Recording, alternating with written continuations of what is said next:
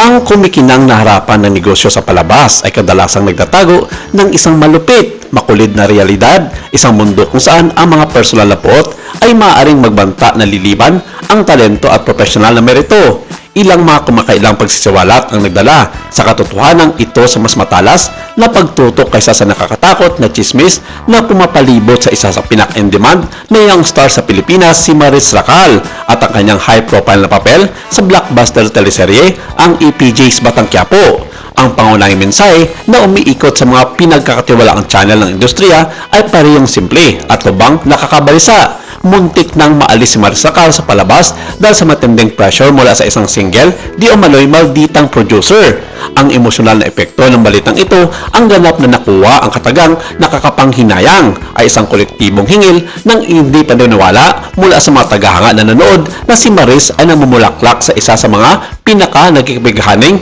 at maraming nalalaman na artista ng kanyang henerasyon. Ang kanyang kumakailang pagkakasama sa cast ng Batang Quiapo bilang si Paula Ponggay Garcia, ang idealistic, fieste na bagong police graduate, ay pinarangalan bilang isang napakatalino na hakbang na nag-inject ng sariwang bubbly energy sa action-packed na drama. Kung isipin na ang pagkakataong ito ay isang malinaw na katuparan ng isang pangarap sa karera ay muntik na maagaw dahil sa dimanoy personal na paghiganti ay isang masakit na patunay sa hindi mahulaan na kalikasan ng mundo ng entertainment. Isang success story na ang paglalakbay ni Maris Racal sa Batang Quiapo matapos ang kanyang pambihirang tagumpay sa bantog na seryeng Can't Buy Me Love at ang kanyang kahangangang pagpasok sa aksyon sa Incognito. Siya ay personal na pinili ng lead star at co-director ng palabas, si Coco Martin. Pinuri mismo ni Coco sa publiko ang kapila ni Maris na binanggit ang kanyang lakas sa tao o strong public flow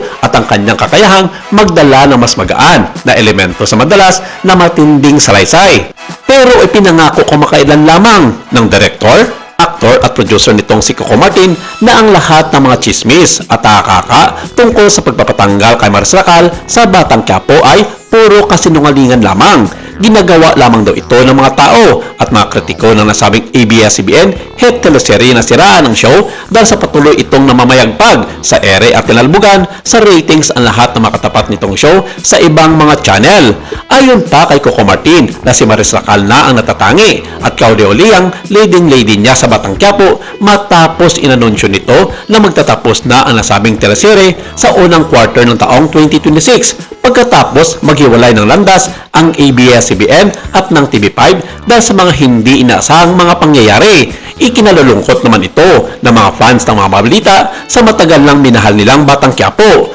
Umaasa ang mga ito na magpapatuloy ang partnership ni Coco Martin at Maris Racal sa mga susunod na proyekto outside o Batang Quiapo dahil na rin sa natataglay nitong karisma sa mga manunood.